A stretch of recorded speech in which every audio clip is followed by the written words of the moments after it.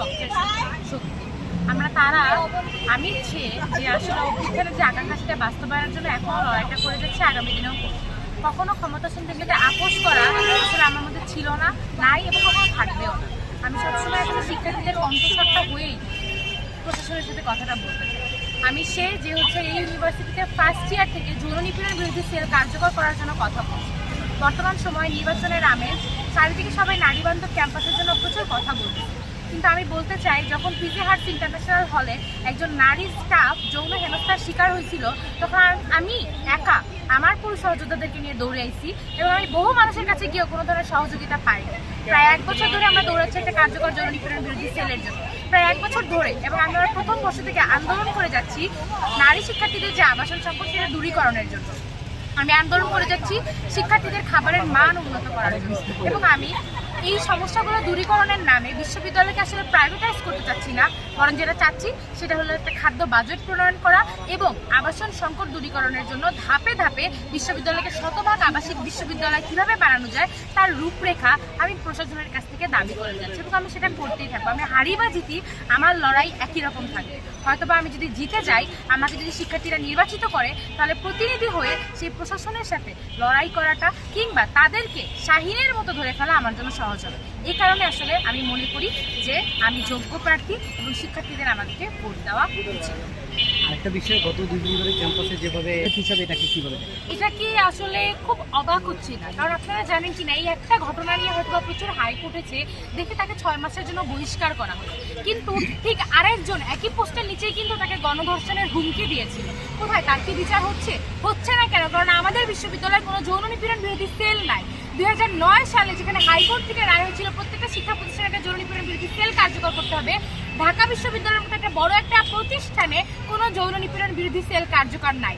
আপনারা জানেন কিনা আমার পাশে যেখানে সোশ্যাল ওয়েলফেয়ার ইনস্টিটিউট, সেখানে একজন যৌন নিপীড়ক শিক্ষক দিনের পর দিন ক্লাস নিচ্ছে, তার বিরুদ্ধে যে তদন্ত করার রিপোর্ট, সেই রিপোর্ট এখনো আমাদের সামনে আসেনি।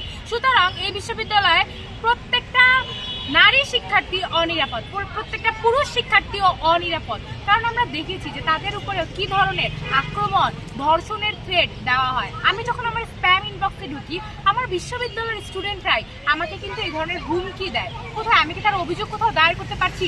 বিচার তো পরবর্তীতে, আমি কোথায় সেই অভিযোগ নিয়ে যাবো আমি সেটা জানি না। এই বিশ্ববিদ্যালয়ের বেশিরভাগ নারী শিক্ষার্থী জানে না যে তারা একটা যৌন নিপীড়নের, যৌন হেনস্থার অভিযোগটা কোথায় গিয়ে দিবে। এই ক্যাম্পাস কোনোভাবেই নারী বান্ধব ক্যাম্পাস না।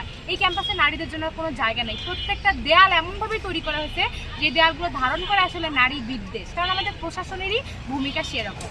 আমি একজন নারী শিক্ষার্থী হিসেবে এই বিশ্ববিদ্যালয়ে অনিরাপদ বোধ করি। সবাই এই বিশ্ববিদ্যালয়ের নারী শিক্ষার্থীরা, এমনকি পুরুষ শিক্ষার্থীরাও অনিরাপদ বোধ করে।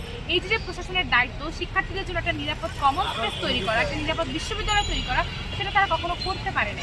এটাই একটা ব্যর্থতা এবং তাদের ব্যর্থতা, কারণ নির্বাচিত ছাত্র প্রতিনিধিরা কখনো তাদের সাথে শিক্ষার্থীদের প্রতিনিধিত্ব করে তাদের সাথে আলোচনায় বসেন। এই কারণে আমি মনে করি ডাকসু রেগুলার হওয়া খুব জরুরি। ডাকসুর মধ্য দিয়ে শিক্ষার্থীদের যে গণতান্ত্রিক দাবি দেওয়া সেটা সামনে আসবে এবং এটা রেগুলার হলে শিক্ষার্থীরা তাদের অধিকারগুলো আদায় করবে। একটা বিষয় আমি মনে করি একদমই না, এগুলো জাস্ট নির্বাচন কেন্দ্রিক ভোট টানার জন্য কথাবার্তা যে আমি নারীদের জন্য নিরাপদ ক্যাম্পাস করব। যাদের কর্মীরা, যাদের সমর্থকরা নিপীড়ন করার পরে তারা বলে দেয় যে সে আমাদের কেউ না, এভাবে দায়সারা কাজ যারা করে তারা কখনো এটার দায়িত্ব নিবে না, কখনোই নারী বান্ধব ক্যাম্পাস নির্মাণের জন্য তারা দায়িত্ব নিবে না, বরং প্রতিনিয়ত নারীদেরকে কিভাবে হেনস্থা করা যায় সেটার জন্য দায়িত্ব। আমি দেখি আমার বিশ্ববিদ্যালয়ের যে নারীরা হিজাব পরে তারা প্রতিনিয়ত অনিরাপদ, তাদেরকে নিয়ে কটূক্তি করা হয়। যারা হিজাব পরে না তাদের ওড়না কই, তারা শাহবাগী, তারা গোসল করে না, এই ধরনের কথাও বলা হয়। এবং এই যে নারী বিদ্বেষ, এটা যারা করে তারা একে অপরের বন্ধু। নারী বিদ্বেষী, নারীদের চলাচল নিয়ে যাদের প্রচুর সমস্যা, তারা সবাই একে অপরের বন্ধু। তাদের একটা জায়গায় তাদের মিল যে তারা ব্যাপকভাবে পিতৃতান্ত্রিক এবং তারা ব্যাপকভাবে নারীদের বিরুদ্ধে সবসময় অবস্থান করে। এবং শুধু সেটা না, শুধু শিবির না, আপনারা দেখে যেই ছাত্র দল আজকে ঘোষণা দিচ্ছে তারা নারী বান্ধব ক্যাম্পাস নির্মাণ করবে, তাদেরকে আমি জানতে চাই যে আপনারা আসলে এই ক্যাম্পাসে যৌন নিপীড়ন বিরোধী সেল কার্যকর করার জন্য 1 বছর ধরে কোনো কথা বলেছেন কিনা বা আগামী দিনে বলবেন কিনা, বা যৌন নিপীড়ন বিরোধী সেলের রূপরেখাটা আপনাদের জন্য কি হবে আমি সেটাও জানতে চাই। যে আসলে অন্যটা কি হবে। যেমন ধরেন এখন প্রচুর একটা হাইপ উঠেছে সবাই হচ্ছে পশুপ্রেমী, সবাই বিড়াল প্রেমী। এই বিশ্ববিদ্যালয় বঙ্গমাতা হলেই 6টা বিড়ালের বাচ্চাকে একবার গলা কেটে হত্যা করা হয়েছে। আমরা তখন চিল্লাইছিলাম, আমরা তখন কথা বলেছিলাম। এই বিশ্ববিদ্যালয় এখনো এই বিশ্ববিদ্যালয়ের কোনোটা দেয়াল আসলে প্রাণ বান্ধব না। প্রাণ বান্ধব করার জন্য আমরা বারবার প্রশাসনের কাছে গিয়েছি যে আপনারা একটা ক্যাম্পেইন করেন, কুকুর বিড়ালদেরকে রক্ষা করার জন্য একটা ক্যাম্পেইনিং করেন, যেন গাড়ি যখন ছাড়বে তারা যেন ড্রাইভার হিসেবে চেক করে না যে গাড়ির নিচে কোনো কুকুর বিড়াল আছে কিনা।